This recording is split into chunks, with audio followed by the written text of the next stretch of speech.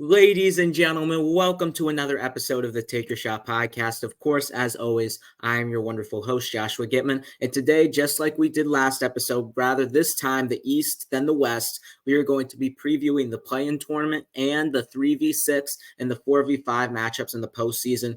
First of all, last night, the Western Conference play-in, absolutely amazing. The Pelicans and the Lakers were an absolute thriller. The Kings absolutely shot the lights out. But we will preview the next set of playing games for the Western Conference and recap the playing games that happened on Tuesday night in the next podcast episode, which will be Friday. But for now, today's episode is all about the Eastern Conference. So without further ado, let's get right into it. Let's start with the Hawks and Bulls, the 10-9 matchup of the Eastern Conference, where the winner of this game will travel to play the loser of the 7-8 matchup between Miami and Philadelphia. But of course, when we look at this matchup, first reaction, I mean, both teams really had disappointing seasons, especially Atlanta. Atlanta really had some more different expectations this season, especially with Quinn Snyder at the helm, second season with DeJounte and Trey getting situated together, but that didn't really come to fruition. Overall, they played 3 times this season, and Chicago won 2 of the 3 matchups. On December 26th, the Bulls won 118-113 in Chicago. On February the 12th, the Bulls won 136-126 in Atlanta. And the latest matchup on April the 1st, Atlanta won 113-101 in Chicago. As I've been saying, the Atlanta had a very disappointing season. It was honestly pretty surprising from what we've seen from Atlanta the past few years. They've been more on that 500 realm, but this season especially, they were pretty much way under 500 for a lot of the season. And it just came to a shock to all of us because we thought Quinn Snyder was that missing piece to help develop Trey, to help develop that backcourt of Trey Young and DeJounte Murray. But that didn't really end up coming to fruition. And of course, as we know, their defense is terrible. They give up 120.5 points per game. That's the third most in the league this season. They give up also a lot of 3-point shots as well. So their defense really takes a hit on the perimeter. Of course, we know Trey Young is notably one of the worst defenders in the league. DeJounte, much better at that than Trey Young. But overall, the Hawks defense has just been solidly disappointing, especially considering that we thought that the Hawks defense would considerably take a step up because we know Quinn Snyder is a defensive-centric head coach. Plus, we thought DeJounte Murray would get more situated with Trey Young.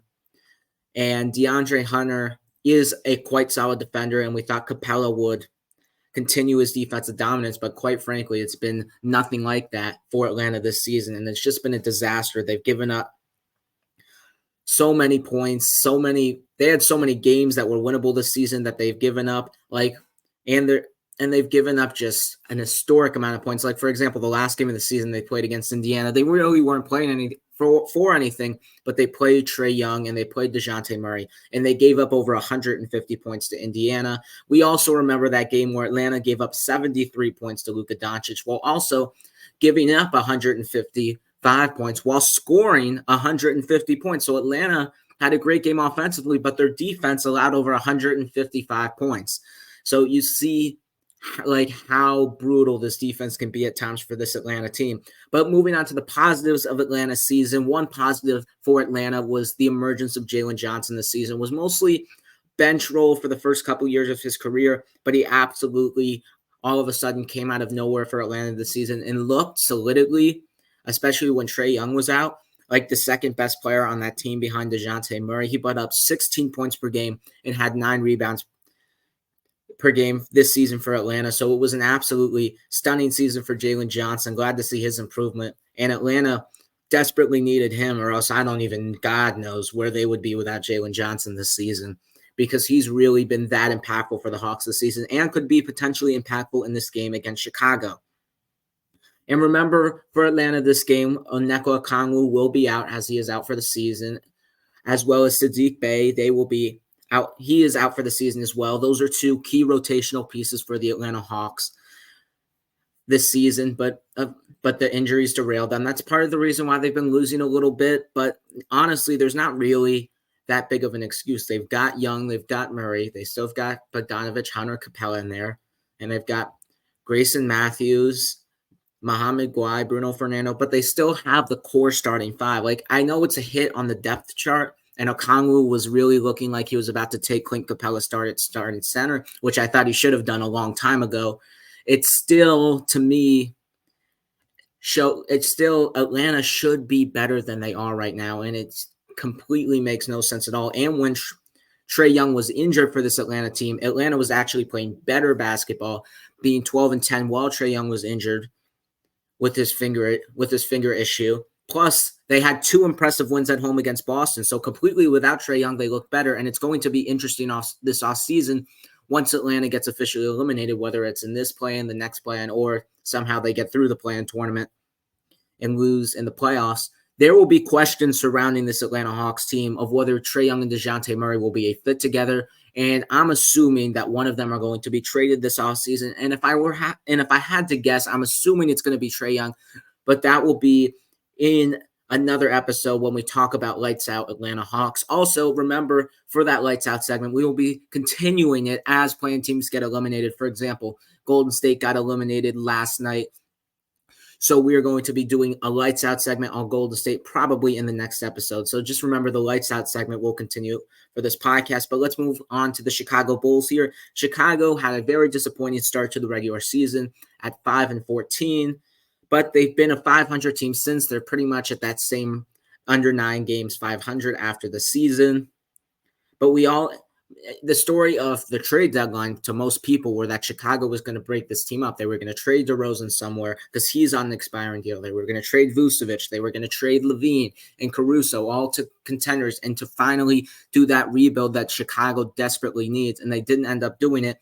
And yet here they are sitting at the middle of the pack in the Eastern Conference, not really going to get a high draft pick, and not really making any noise in the Eastern Conference or the NBA. So Chicago's in this really you-know-what situation, and it made no sense to me and probably the rest of the league why Chicago didn't break it up at this trade deadline. That's just my personal opinion. But they decided to keep the same roster. Maybe DeRozan will leave. DeRozan has expressed desire to stay, but I don't know why he would express desire to stay. And ultimately, if a team gives him a lucrative cash deal, I expect DeMar DeRozan to leave, considering the situation in Chicago right now. So that's going to be an interesting story in the offseason. But remember, we'll save that a little more. We'll go a little more into that in our Lights Out segment for Chicago whenever we have that. But moving on to a positive thing for Chicago this season, Coby White, man. The emergence of Coby White this season has been something absolutely special to witness. He was looking like an average starting point guard, maybe an off-the-bench guy, to looking like a potential future all-star, averaging 19 points per game this season, and is a definite most improved candidate. May win the award, maybe not. It's probably between him and Tyrese Maxey for the most improved award in the NBA this season. I'm leaning a little toward Maxey, considering how he carried that Sixers team and kept them afloat without Joel Embiid, and considering the jump he had with James Harden gone now, him being the primary ball handler. But Coby White, still an incredible season and still an incredible jump from last season. And one of the reasons why Chicago is where they are, because if it was not for Coby White, we probably would not be talking about Chicago right now in this play-in situation. Also for Chicago, just in this game, as a reminder, Zach LaVine for the Bulls, he's out for the season. And Patrick Williams, who had an interesting, surprising good start to the season after we really ignored Patrick Williams, thought he was going to be a bust. He really, with the 4th pick in the 2019 draft, he really had a decent start to the season for Chicago, but ended up injuring himself, and he's out for the season. So that's hurtful for both Chicago and Patrick Williams. And one of Chicago's Achilles heels this season, as we know, is that they do not make a lot of three-pointers, and they give up a lot of three-pointers. They make 11.5 three-pointers a game, and they give up 14.6 three-pointers a game. That's essentially, they're giving up 9 points per game behind the three-point line, so they're already behind track on the perimeter. So that's a disadvantage for Chicago when you're facing a good offensive team here in Atlanta. Even though Atlanta may not have the defense, if Chicago's getting that brutally outscored at the three-point line on a normal game, considering Atlanta is an above-average three-point shooting team, that may not be good for the Chicago Bulls. But let's move on to the goals of this game here. Let's start with Chicago. The goal, I think the key for Chicago in this game. I'm assuming Caruso will be harassing Trae Young here with Kobe White guarding DeJounte. That's two good, pretty solid matchups there for Chicago. And Trae has proven time to time when he has a good defender like Alex Caruso, or he had a good defender in 2022 in the first round of the playoffs against Miami with Gabe Vincent harassing him in the first round of the playoffs there. When Trae Young goes against these great defenders, sometimes, no offense to Ice Trae, no pun intended here, but he gets cold from the field, cold from the perimeter, and he just really cannot shoot the ball. And when Trae Young is that invaluable on the defensive side of the ball, when he's not having a good night, he will absolutely kill you if you're Atlanta. So the goal is, if you're Chicago, you want to harass Trae Young. You want to be on top of his skin. Don't let him get any single good look, because he plays bad under pressure. He turns the ball over a lot, and if you pressure him, you can force some of those turnovers, and especially for a Chicago offense that is not that stellar, getting some easy buckets, getting some transition points, getting to the foul line off a fast break. That could be key for Chicago in winning this game by harassing Trae Young and forcing him into some easy turnovers. And as I said, Chicago needs to guard the perimeter. This backcourt of Trae Young and DeJounte Murray are lethal. I'm not worried about the interior defense for this Atlanta team, because I trust Vucevic on the interior, and I trust DeMar DeRozan guarding a guy like Jalen Johnson downhill, because DeMar's a great defender, and I trust Vucevic also on a guy like Clint Capella, who pretty much it's either he wins or loses his matchups. And honestly, I think Chicago, if they can just guard the perimeter, guard Trae Young, guard DeJounte Murray, limit them to their abilities, they'll be fine in the interior. Chicago will win this game if they shut down the perimeter. They will 100% win this game. And as I said, they have an advantage in that they have two solid defenders guarding Trae Young and DeJounte Murray. And it could also be Ayo Dosunmu mixed in there a little bit with Kobe White and with Alex Caruso. But Chicago isn't in a position where they have the right guys guarding the kind of guys that Chicago can probably stop. It's honestly a good team to face against if you're Chicago, because this is exactly what Chicago thrives on. Chicago thrives on easy. The guys on the interior can handle themselves. They've got good perimeter defenders, and they're playing a good perimeter team. So if they just take advantage of that, Chicago will most likely win this basketball game. And probably the key for Chicago, I'd say the magic number for Chicago is probably 115. If they can hold Atlanta to under 115 points in this ball game, Chicago will win the basketball game, guaranteed. And now for Atlanta, their keys of the game, their defense is just absolutely awful. So really the only way I see them winning this game is if they just have an offensive clinic. And Chicago doesn't shoot the ball that great. So it's definitely possible where Atlanta can just play that terrible of a defense to where their offense is good enough to get them to win this game, because Chicago cannot really shoot the ball. They do not have shooters. I just mentioned Chicago makes 11.4 of their threes per game. They are a bottom 10 team in field goal percentage. Chicago does not shoot the ball well. So Atlanta, if they have a good offensive game, put up a 130-point game like they do a lot, I think it's going to be really hard to beat this Atlanta team, considering Chicago's stagnant offense. And sometimes even how bad a defense is, if your offense is just that stagnant, you're going to miss shots. And Atlanta may get bailouts. Some shots for Chicago may be open. And if Atlanta and Chicago may just miss those shots. So if Atlanta just has a solid offensive game, you don't even have to worry about the defense. If Atlanta plays to their offensive capabilities, like we've seen before in the past with Trae Young and this Atlanta team. Remember, they went to the conference finals in 2021. Now they've added DeJounte Murray. We know what Atlanta's capable of. And if they can do that, they can win this game purely on the offensive side of the ball. Now for my pick of the contest, it's honestly, they've both been disappointing. It's a pretty evenly matched contest here. And I know Chicago has been playing really, really good basketball, and they're hosting this game. And they really put up a good fight against the Knicks Sunday and should have arguably won that game, considering how well they played. They were in position to win the game, but then they got forced to overtime and then they lost. Chicago's played pretty solid against some decent basketball teams, but when it comes to teams that are a little bit below 500 and a little bit below them, they seem to play to the standard, to those guys' standards, and they lose some of those games. So ultimately, I think that could hurt them in Chicago. I think they could overlook Atlanta a little bit, especially Atlanta coming off a huge 40-point loss against Indiana. But I still, and that's why I'm going to pick Atlanta, because Atlanta is, in my opinion, just that better offensively. I think Chicago will overlook them. And I think, honestly, when Atlanta plays to par and Atlanta has a solid game, Atlanta will be the better team. If Atlanta has a solid game, doesn't even have to be a great game. If they have a solid game, I think Atlanta is the better team. I think they have the best two players on the floor, arguably, in this basketball game with Young and DeJounte Murray. And I think if they can just play good offense, get a few stops here and there, and control the pace, I think they will win because Atlanta is the better basketball team. So I'm going to take the Atlanta Hawks in an upset over the Chicago Bulls in this 10-9 game. It's a tough pick because both teams, disappointing seasons. Both teams have the potential to potentially sneak out of this play-in tournament. But I think personally, in a one-game situation, I trust Trae Young and DeJounte Murray more than I trust DeMar DeRozan and his Chicago Bulls team.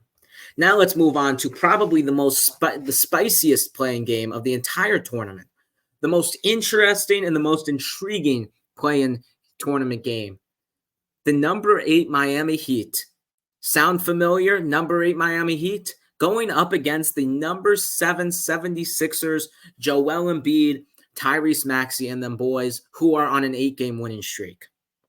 This is the most intriguing playing game probably ever since the tournament was created. You could probably make the case that these two teams are arguably top 4 teams in the Eastern Conference. Obviously, nobody's in a tier near Boston is, but you could make the case that they're in that same tier as teams like Milwaukee and the Knicks. And if one of these teams does win this game and ends up playing the Knicks, because that's who they would play, because the Knicks are the 2 seed, arguably, I think they could win the series, whoever the team is, whether that is a dangerous, sneaky Miami team looming up, or whether that's a team with Joel Embiid who's now healthy and now ready to play, and they've been pretty dominant with him on the floor, and they were a 2 seed with him earlier in the season. No matter who wins this game, I think they will have a solid chance against the New York Knicks in going into that playoff series. Both teams split 2-2 this season. Embiid only played in the last game. On Christmas Day, Miami won 119-113 in Miami. On February the 14th, Miami won 109-104 in Philadelphia. On March 18th, Philly won 98-91 in Philadelphia. And on April the 4th, Philadelphia won 109-105 in Miami. Now let's start with Philadelphia. Of course, we know Philadelphia obviously should not be in this position. They were a 2-3 seed with Embiid healthy, but he did end up missing 43 games this season, most of them due to that injury. And they probably would have been in the playoffs, but here we are now in a play-in game against a tough team in the Miami Heat. This season for Philadelphia, Maxey absolutely emerged from this third, maybe 3A, 3B kind of a guy to, oh, shoot, this guy could potentially be a number 2 on a championship title contender. He is definitely, in my books, going to win the most improved player. I mentioned Kobe White previously in the show that he could be in that conversation, but ultimately what Maxey did to carry this Philadelphia team without Joel Embiid out, what Max has done with Joel Embiid on the court has just really stood out to me. And Maxey became this sort of little rising star to this bona fide superstar now in the league.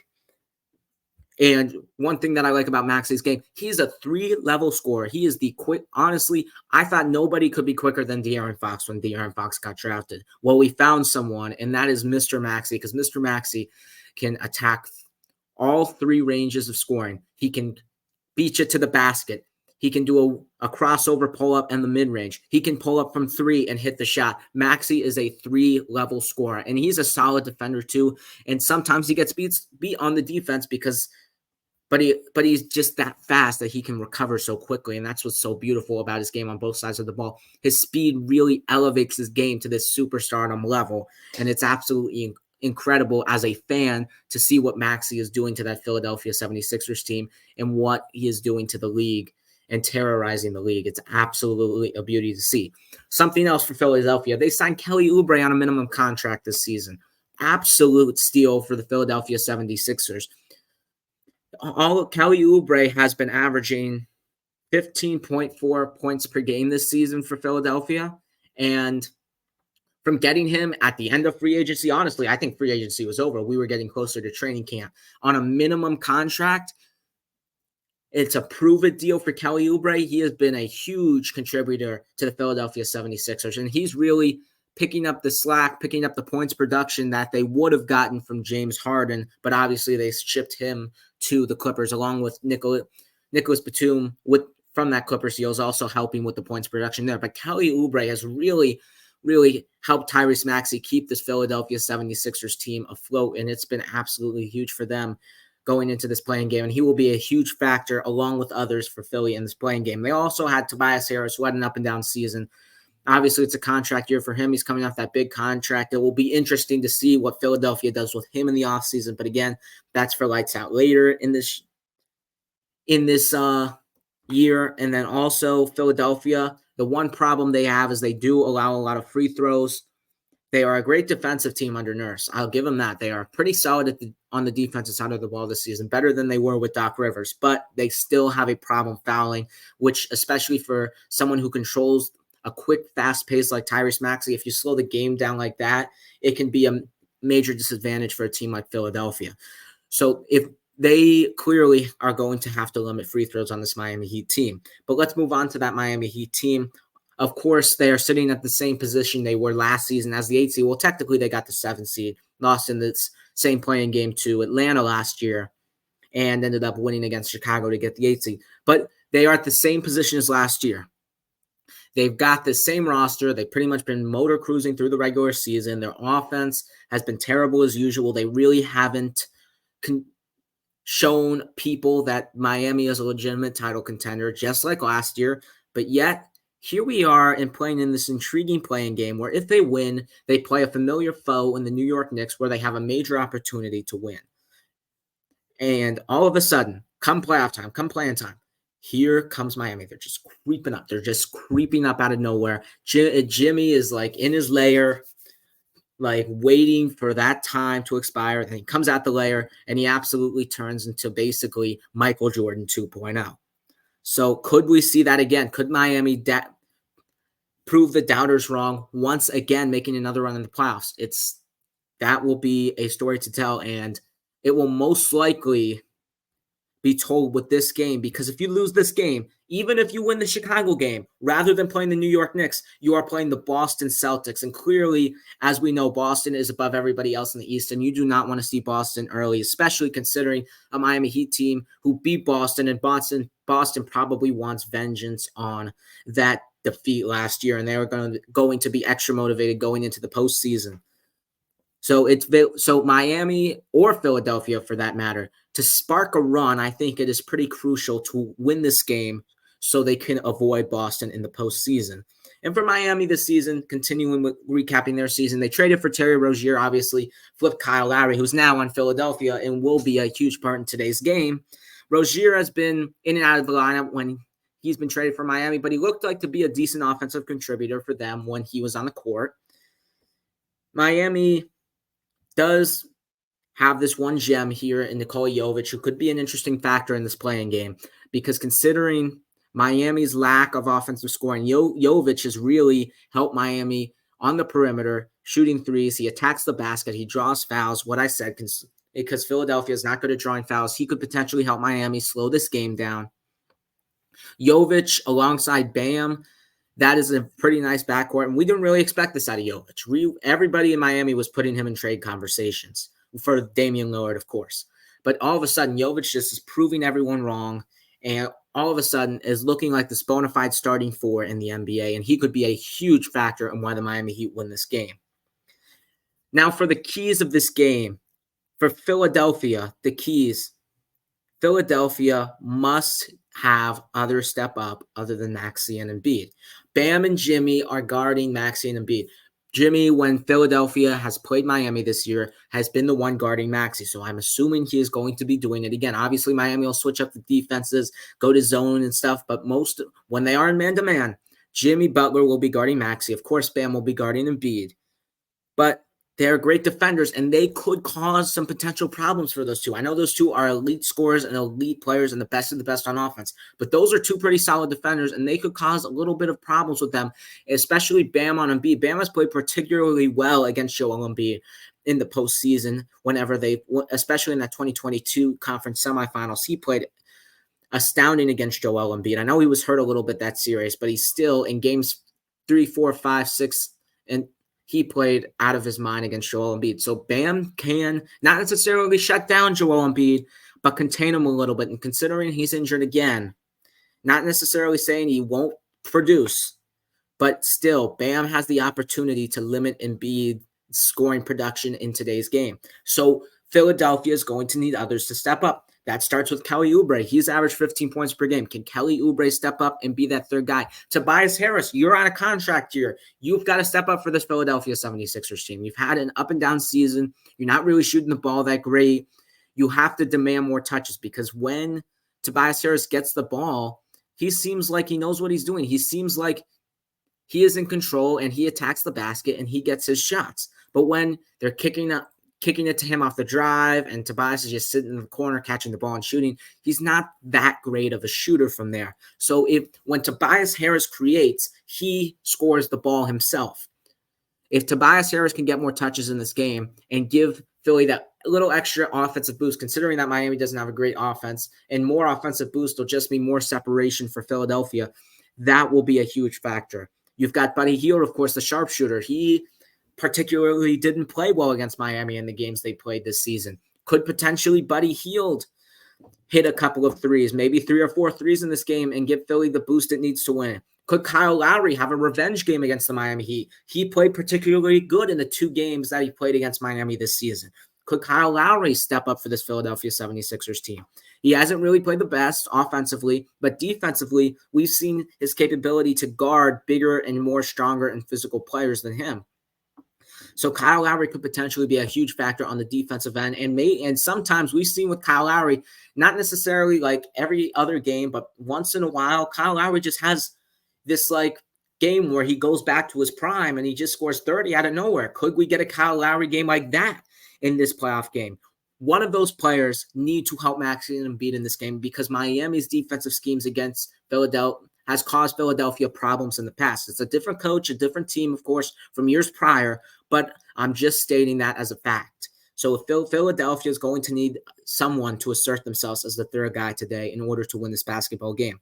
Also, on the defensive side of the ball, obviously I mentioned Philadelphia gives up a lot of fouls. So what they have to do is contain Butler from driving downhill.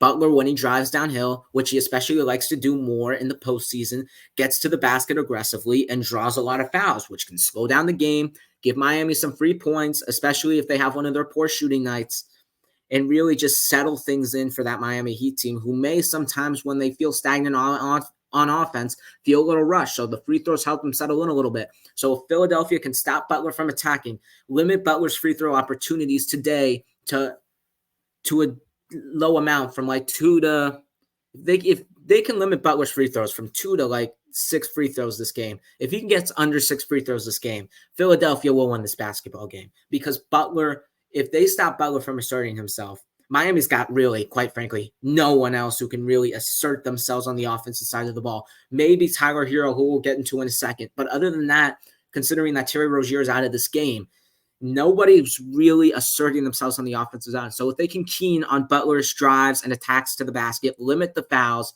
and force him to kick and let the Miami players shoot the basketball, I think Philadelphia will be in a better position to win the game. And for Miami, I just mentioned Tyler Hero. He must be able to somewhat match Tyrese Maxey on the offensive side of the ball. I just mentioned Butler is really the only one who we know from Miami who will consistently score on the offensive end in the postseason. Bam has his up and down nights. I mean, Duncan Robinson, again, up and down nights. And really nobody else on that team is an offensive asserter for that basketball squad other than Terry Rozier, as I just mentioned, who is out of the game. Tyler Hero is the key for Miami in this game. No Terry Rozier. Butler's going to need someone else to help the scoring. Tyler Hero is that guy. We know Tyler Hero, when he has good games, when he is hitting his shots, he can be an absolutely lethal weapon. And if he has a great game, he can match Max's production for Philadelphia. And if he does that, Miami will win the basketball game. If Hero can get over 30 today in a huge game for him and really help Butler out, I think Miami will be in a good position considering how good their defense is and how heavily they rely on that if they have a good offensive game from somebody other than Jimmy Butler. And it will be winnable for Miami. If they don't, Philadelphia easily. If they do, Miami will probably be in position to win this basketball game coming down to the closing minutes. Maybe that player could be Duncan as well. I'm not saying Tyler Hero has to be that second player, but somebody, Tyler, Duncan, maybe Jovic, maybe somebody else has to help Jimmy Butler on the offensive side of the ball. Also, Miami, something that they've had a problem with that I've noticed a little bit over the past couple of games. They have a turnover problem, and it's not even like they're forced turnovers. Miami is having stupid non-forced turnovers, whether that's a lazy pass, getting the ball stolen from, rushing. It's something. It's non-forced turnovers, and Philly thrives off the turnovers. Especially in a hostile environment like Philly gets a go. Miami throws a couple of turnovers. Philly gets some easy ones, especially considering how Miami relies on their defense. That is only going to be trouble for the Miami Heat. Miami has to control the ball and control the tempo in this game and limit the turnovers, because if they lose the turnover battle today, Philly's most likely going to win this basketball game.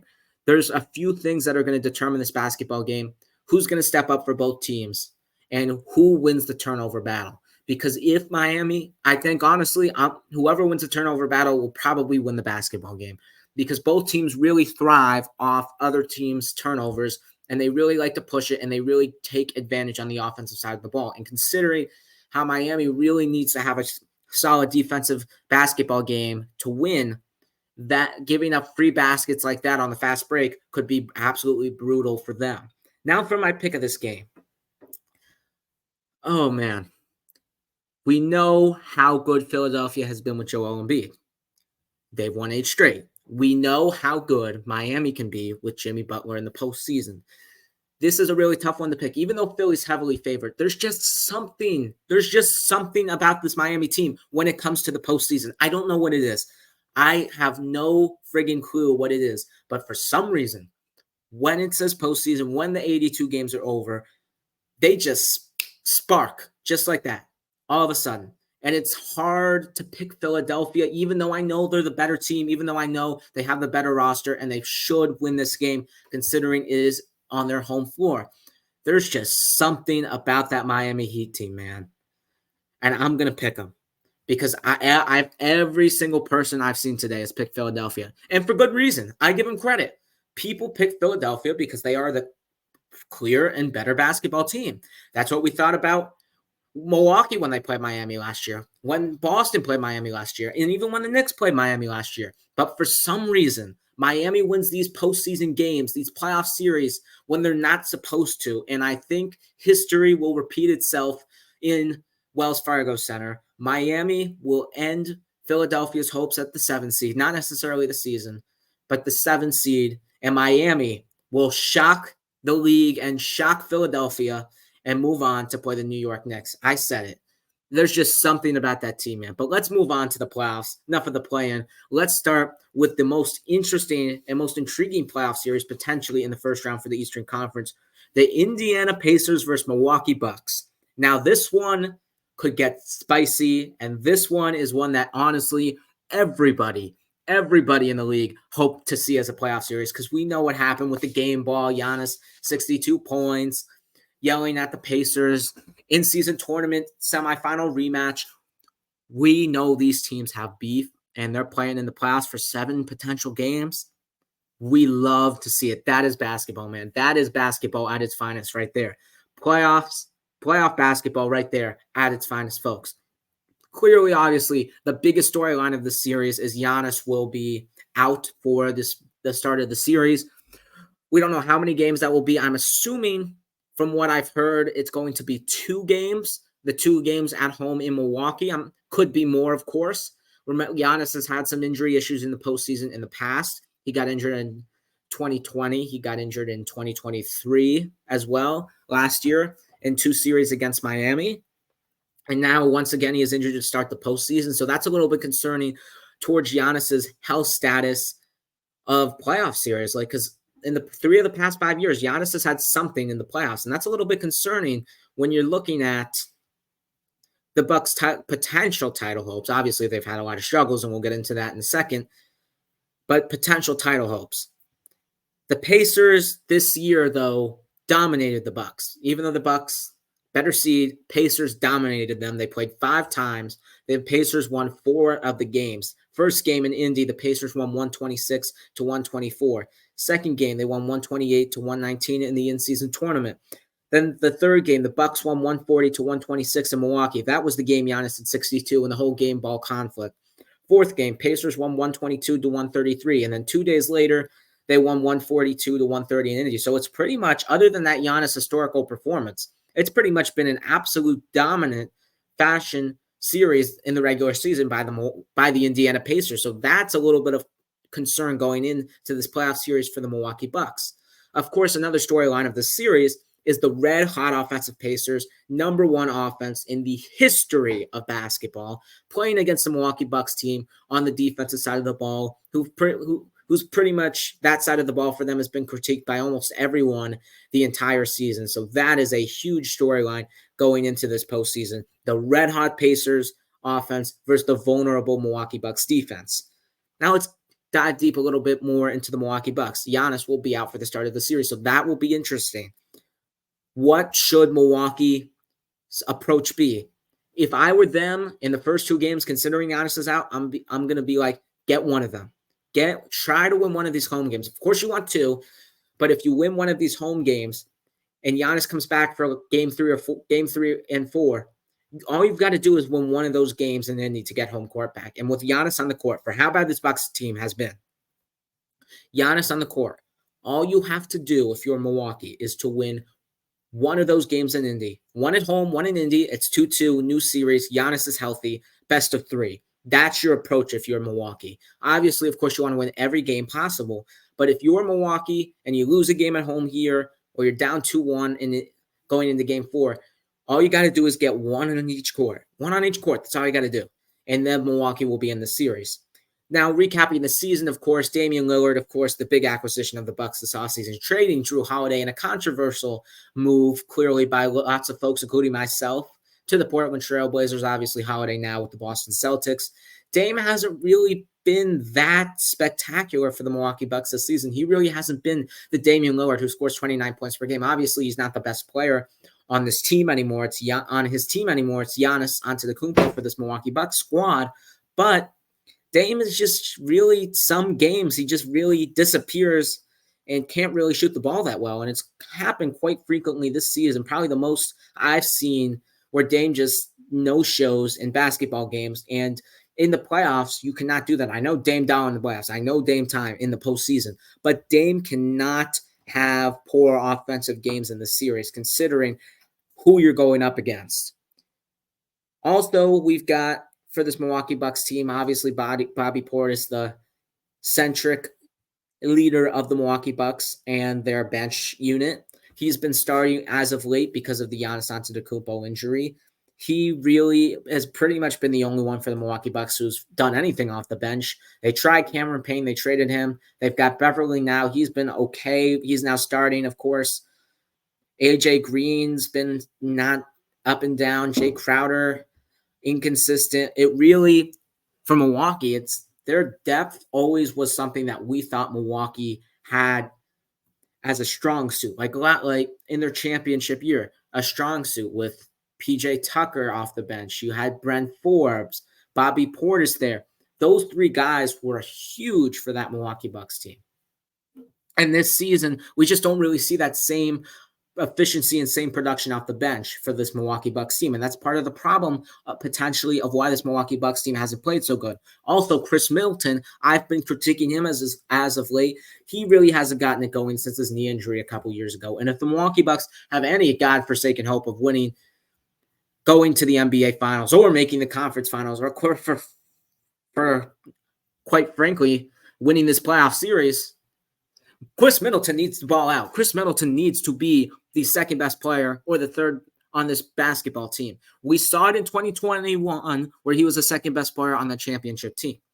He has been so inconsistent, and he just really hasn't gotten his legs up on himself. And like Middleton's a shooter, and shooters need to hit shots in order to be successful in the league. When Middleton's not, obviously he's a good defender as well, but on the offensive side of the ball, if Middleton cannot shoot the ball as good as he's doing and not really finding ways to get his shot and creating his shot, there's concerns there for Milwaukee, especially considering, obviously, you're going up against the Pacers, number one offensive team. You're going to need him.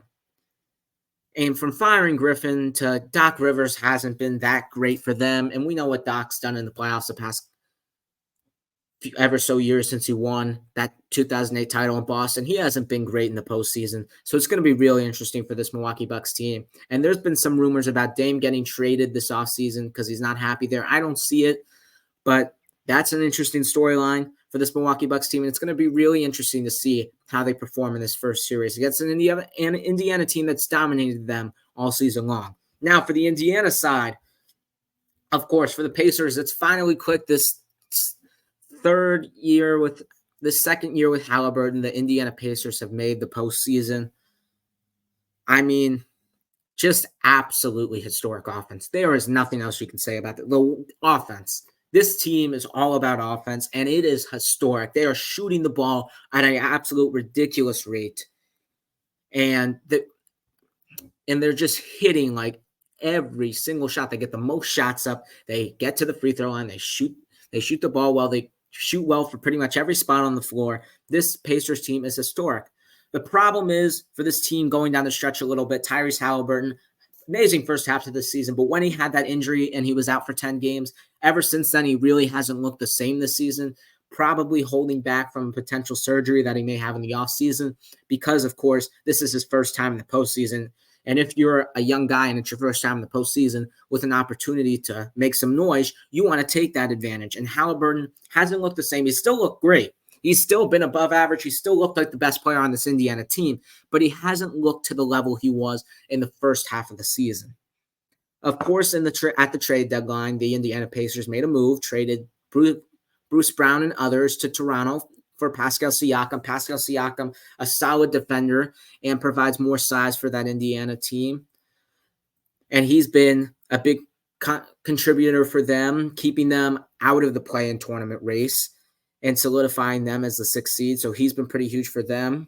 And he's scoring 21 points per game ever since he's been with Indiana. And he provides this Pacers team with something that most of the roster doesn't have, and that's playoff and championship experience. So he could be valuable in this series, especially when guarding whenever he comes back, Giannis Antetokounmpo, because Siakam's a great defender. And 2019 against Giannis, he locked him up. He flat out locked Giannis up. He caused Giannis problems, and could he do it again? Because I don't think he's seen Giannis in the postseason since then, that 2019 series. Could he cause Giannis some more problems again? Who knows? But that could be an interesting matchup in that playoff series whenever Giannis comes back. The one thing that the Pacers, I would say, don't do as well is they do give up some second chance opportunities, and they give up open shots quite often on the defensive side of the ball. For how good their offense has been, their defense has just been absolutely brutal and absolutely disappointing. And that's the reason why they're not the friggin' number one team in the league. Because if they had a top 10 defense, this team would be the number one team in basketball. The number one team. But this defense is absolutely brutal, and they leave teams in the game. And when a team's having a hot offensive night, even sometimes when the Pacers are that good, because of how bad the defense is for Indiana, they just keep teams in the game. And what's interesting about this Indiana team in the regular season, they played really, really good against above 500 teams. They played solid against above 500 teams. Like they beat Boston multiple times. They beat Milwaukee 4 times. They beat Miami a couple times. They beat Philly a few times. They beat Cleveland a few times. They've beaten every single above 500 team in the East a couple of times. But the bottom teams in the East, the bottom teams in the West, the below 500 teams, for some strange reason, Indiana has not played good against them. And I don't know why. Maybe it's a mentality thing. Maybe you're just like, easy win. But Indiana has not played good against under 500 teams this season, which is weird, but to a sense, considering when you're playing against the teams that you played good against, which is the above 500 teams in the postseason, maybe that can give Indiana the mentality like, we can do this, we can make a run. Because trust me, Indiana is on the right side of the bracket. They're away from Boston, and if they were to upset Milwaukee, considering how good their offense is, could I see them making a run to the conference finals? Absolutely, because this offense, if they just played a little bit of defense, all they have to do is play a little bit of defense. This Indiana team could be elite, and they could easily make the conference finals. Easily. I'm saying easily, no other vocab word. Easily, because that Pacers offense, I've seen it 30 times at least this season. Dominant, historic. There's no stopping that offense. So if the Pacers had some good defense, I could absolutely see them making a run. Now let's go to the keys of this game. First, also, before I want to get to the keys of this game, shout out to Aaron Nesmith on the Pacers. Didn't really do anything last season, and now he's starting for the Pacers and really contributing to them. I wanted to get that shout in there because he's a solid defender and just a guy who's been grinding it out and really found his role on this Indiana Pacers team. So shout out to Nesmith. Will be a huge factor in this series as well. Now let's go to the keys. First, let's start with Milwaukee. The Bucks' number one key is to find ways to score other than from Dame, considering Giannis is out, because Dame right now is their only offense, and Dame, quite frankly, as I mentioned earlier, hasn't really been that stellar on the offensive side of the ball. So who's going to step up for Milwaukee in the series in order for them to somewhat stay in the series while Giannis is out? Could it be Chris Middleton? Could Chris Middleton actually get his legs back, actually be that guy who I'm like, oh, I'm giving the ball to this guy at the end of the game. Oh, this guy's a shooter, a consistent scorer. We need to be harassing him.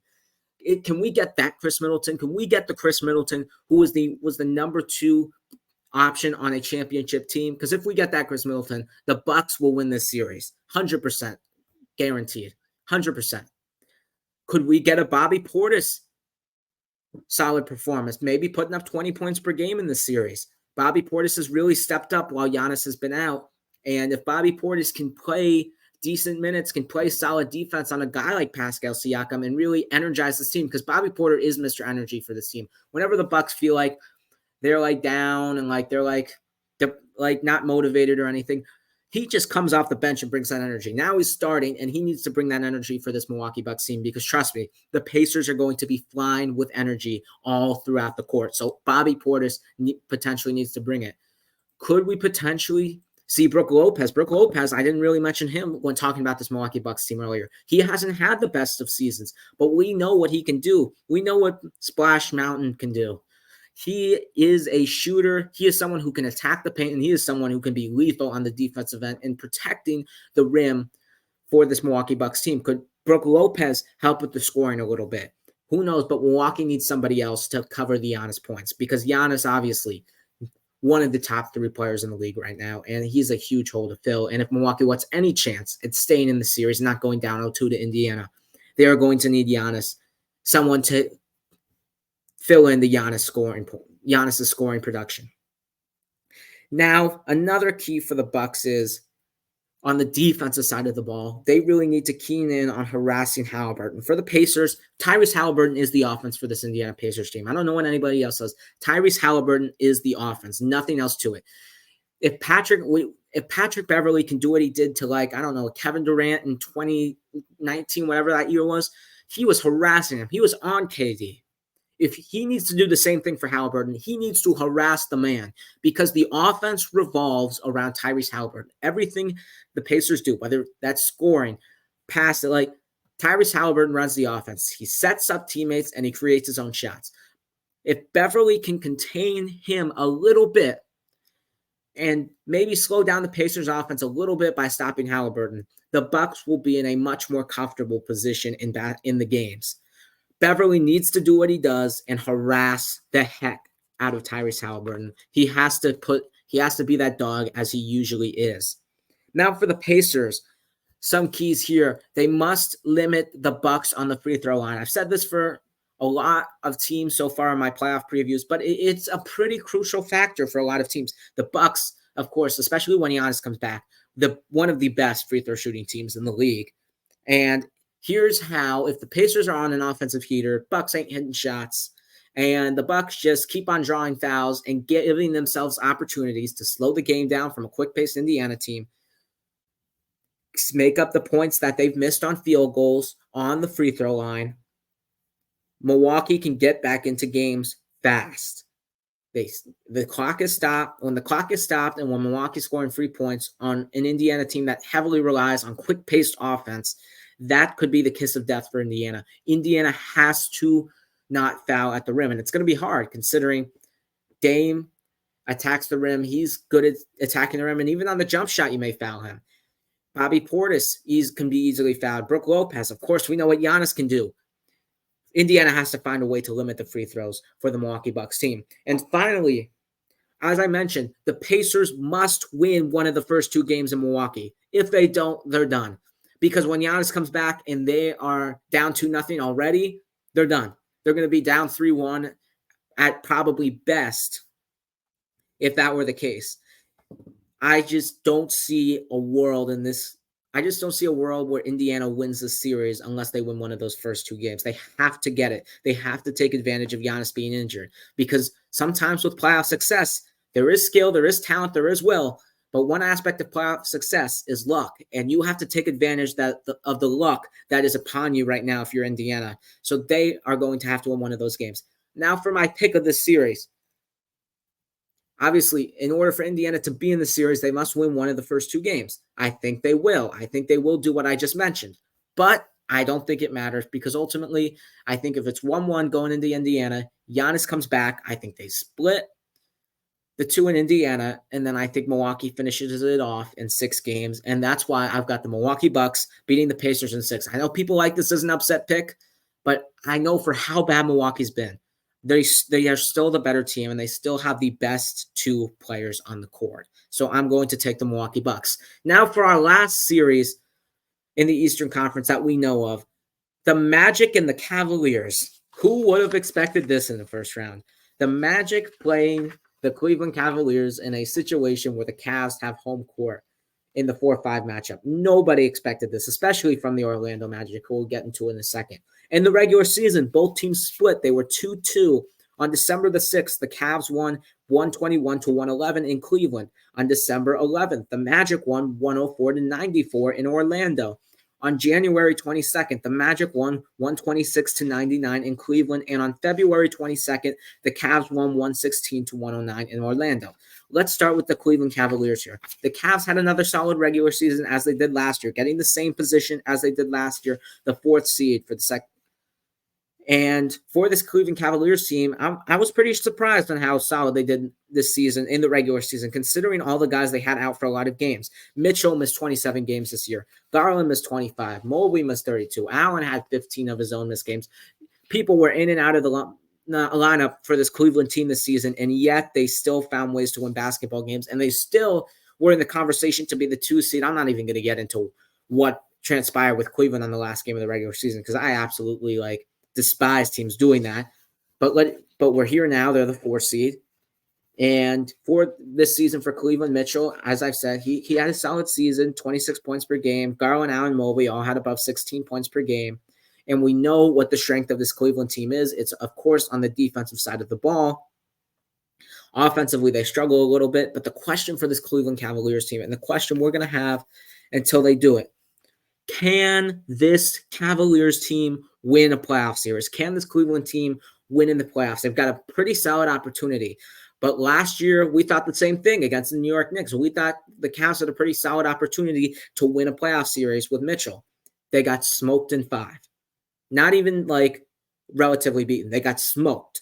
Dominant by the Knicks. Dominated. One game they won, and that was because the Knicks were absolutely god-awful from the field. But other than that, dominant fashion by the New York Knicks. And they really Cleveland could really not score the ball in that series. And the question loomers for Cleveland, because they got absolutely dominated. Can they win a playoff series?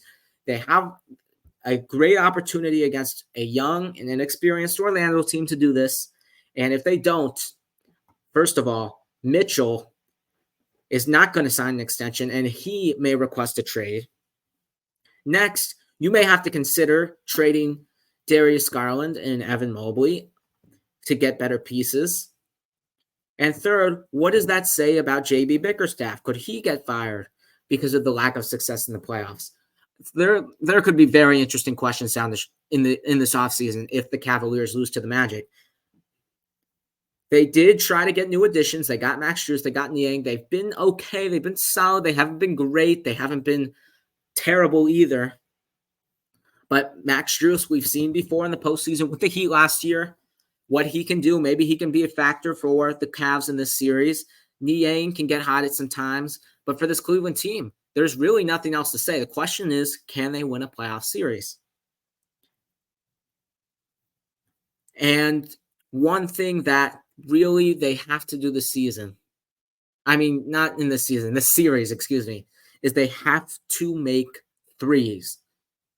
They make a lot of threes, and they limit other opponents to less threes. They outscore their opponents by 3 threes a game, 9 points per game. If the Cavs get stagnant on offense, especially on an elite defensive team in Orlando, and they give Orlando opportunities on the offensive side of the ball, it could be a rough series for the Cleveland Cavaliers. But let's go on to the Magic right now, who had a amazing season that shocked the entire league. Nobody thought Orlando was going to be make the postseason, rather be the 5 seed. All of a sudden, the Magic just, with Paolo Banchero leading the helm in his sophomore season, just all of a sudden started winning basketball games, and they won basketball games the right way on the defensive side of the ball. Orlando has been as dominant as Cleveland on the defensive side of the ball. I think they're the second best defense, if I'm not mistaken, behind the Minnesota Timberwolves. And this Orlando team has just been something to watch this season. You don't think, when you look at the roster on paper, it's like, man, there's nothing really exciting other than Banchero. And yet they have this record, and it's absolutely shocking. I'm shocked at this Orlando team. They don't get enough credit for what they did this season, because really they really maximized that roster, and they could potentially add more because they have plenty of cap room in the offseason. But again, that will be for the offseason. Let's talk about their season. As I said, Banchero, all-star, 22.5 points per game, really carrying the load on the offensive side of the ball for the Orlando Magic.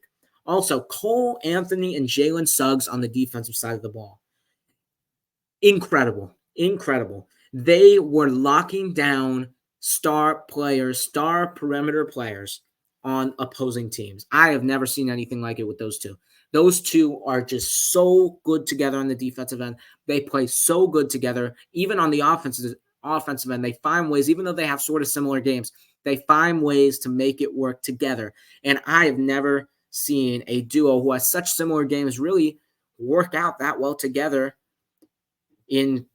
especially with that kind of a roster and that kind of talent on a roster. I just those two, you got to give them a lot of credit. Also, the Wagner brothers, Franz Wagner, helping Banchero with the offensive side of the ball. Mo Wagner really helping this Magic team get rebounds, second chance opportunities, being that vocal guy on the defensive side of the ball. Mo Wagner's been a crucial factor for this Magic team as well.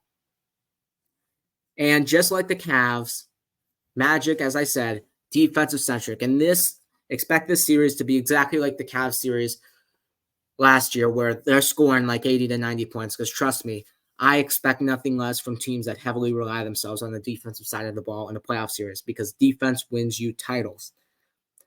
The problem is, for how good their defense is, Orlando, their offense has really been questionable at times. And when the defense has been good for Orlando, they still keep teams in games because of their offensive efficiency. They really don't blow out of a lot of teams. They really keep some teams that they shouldn't keep in games because they get stagnant on offense a lot of the times. And that could potentially cost them if Cleveland has some solid offensive games in this playoffs. Obviously, we didn't see that from them last year, but if that happens this year, that could be the kiss of death for the Orlando Magic. So the Magic are going to have to find ways other than Paolo Banchero and Franz Wagner to score in this series. Now, some keys for the series. For the Cavs, you have to stick with what you do best and stop the paint on the Magic attack. You know that the Magic do not shoot the three-point well. The Magic are not a good three-point shooting team. They shoot a lot of free throws, and they don't hit threes. Banchero attacks the basket. Wagner attacks the basket. Even their guards attack the basket. Everyone on that Magic team attacks the basket. They take the fewest three-pointers a game, and they are going to be looking at attacking the basket. It is going to be crucial for Cleveland to stop the interior. But of course, for Cleveland, they have two great guys to do it. They've got Jared Allen and Evan Mobley, which honestly gives a huge advantage for the Cleveland Cavaliers, and they probably will guard the interior, which will be huge for them in the series. But if they don't, that will be why they lose, the interior. Because if the Magic are getting nothing on the inside and rely on their shooting, it will not be good for Orlando, and they're going to have to find ways to attack the basket. So Cleveland's going to have to really play a solid 48 minutes on the interior if they want to be the Orlando team who heavily relies on the drive. Also for the Cavs, same thing on the other side. You need to attack the rim on the Magic. You need to stop the Magic's attack, and you need to attack.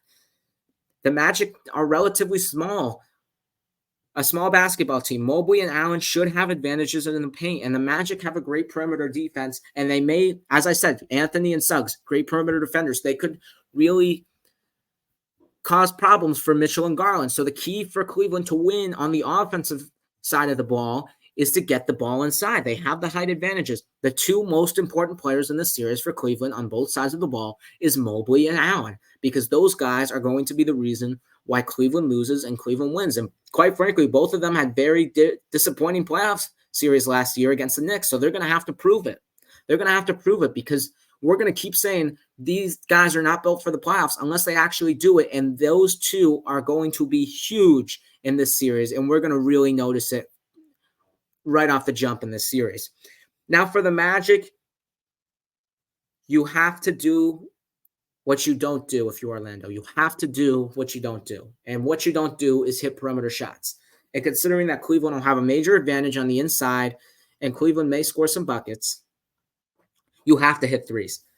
And Cleveland has an advantage on the interior. So what are you going to do? You're going to have to hit the three-point shots. You're going to have to find ways, because it's not going to work if you attack the basket every time. Mobley and Allen are two of the best rim protectors in the league. It's not going to work. They're going to have to find ways to shoot the ball. And if they do not hit threes and they can't get anything on the rim, Cleveland will win the series. The only way the Magic win this series, in my personal opinion, is if they shoot the ball. They shoot the ball well, and they shoot the ball better than they did in the regular season. And they separate the three-point differential, because Cleveland can shoot it. If the Magic hit more threes than the Cavs in this series, if they win the three-point battle, the Magic will win this series, 100% guaranteed. Because if the Magic can hit threes with their defense, look out for that Orlando team. And another key, the Magic also need to guard the perimeter. Same goals for Cleveland. They've got to stop the interior and attack the interior. For Orlando, they need to hit the perimeter and they need to guard the perimeter. The Magic need to guard the perimeter and not let Cleveland get hot from the three-point line. Mitchell, Garland, and Strus, we all know, can shoot the ball particularly well. And same thing, just like Orlando. If Cleveland wins the three-point battle, they win the series. Whoever wins that three-point battle will win the series, and it will be crucial for Orlando to stop Mitchell and Garland and Strus from getting hot, because when one of those guys get hot from the three-point line, we've seen it. Those guys can shoot the lights out, and that could be scary for Orlando, considering how not good they are on the offensive side of the ball. This series, to me, is about even. Like, this is going to be a great series. This, for the true NBA fan, the one that loves defense and the one that loves physicality, this is the series for you in the first round. It's really even. And quite frankly, I was still debating on this pick while I was talking about this. Like, I still do not know who to pick in this series, quite frankly. But when I think about an even series, first thing I do is who has the best player. Banchero's played great. You've got to give Banchero a lot of credit this season. All-star. Amazing. He will be an all-star for the future, and he is the Magic future. But in a Game 7 situation, in the series, the best player to me is Donovan Mitchell, and we've seen it before with Donovan Mitchell elevating his performance in the playoffs, and I expect nothing less from that. So I'm going to take the Cavs in 7 with Mitchell leading the way for this Cleveland team. And that's it, man. That is the Eastern Conference play-in / playoff preview. That was absolutely incredible to do. Enjoy the play-in games tonight. Miami and Philadelphia are at 7 on ESPN, and Atlanta and Chicago are at 9:30 on ESPN. Those will be absolutely incredible. Next show, we've got the recaps of the play-in games. We've got the 2-7 matchups in both conferences, and we'll sparkle a little bit of one seeds. That'll be out on Friday at 5 p.m. But for now, this is Josh Gittman. I hope you enjoyed watching. Thank you so much. Remember to follow me on Instagram and on YouTube. Subscribe and leave a like. And tell me how you would have taken your shots on these takes. That's all my shots for the week. See you next time.